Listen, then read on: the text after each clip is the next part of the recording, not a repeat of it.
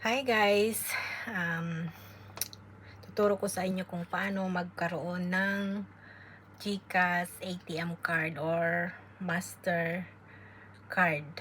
Master card ng GCash. So, ituturo ko kung paano kumuha or mag-request ng ATM kasi mas madaling mag-withdraw at mas mura mag-withdraw sa GCash kung may ATM po tayo kasi kung magkano yung charge ng pag-withdraw tulad ng bank ay kahit ang minimum po yata ng withdrawal is 10,000. Not really sure po, pero mas convenient kaysa yung mag 2% or 10%, hindi ko alam kung magkano.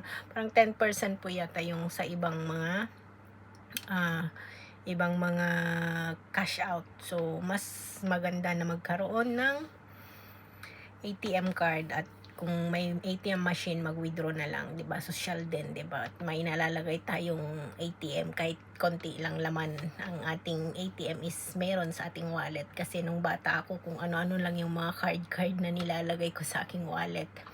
At basta kahit na yung mga card lang sa machine, ano yun, play machine, kinukuha ko, nilalagay ko sa wallet ko, magkaroon lang ng sariling card ba.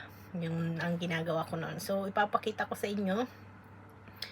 I-open natin ang ating GCash.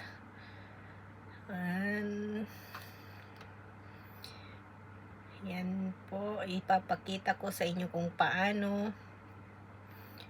mag-apply ng ATM card sa GCash. Ayan, naka-on na po tayo at punta po tayo dito sa ating profile. Then, click natin yung link account. Ayan, nandyan sa may link account kasi may nakalink na dito nga sa aking GCash ang ATM. Pero kung paano mag-request is i-click lang itong order GCash card dito sa baba. Then click yan. Eto, kung mag-order ka pa lang is i-click natin nitong order card. Kung meron naman na is itong link my card. May instruction din dyan kung paano ililink. Pero ang sabi ko nga is paano kukuha or mag-order ng card. So dito muna tayo. And send me card. Then ito po siya. And ang bayad po ng card is 185 pesos. So kailangan may laman yung ating GCash na 185 kasi mag-automatic na mag-deduct sa ating mga balance sa GCash natin. So click natin next. Then fill upan lang po natin tong name natin, mobile number, saan yung province natin, then landmark, then I accept.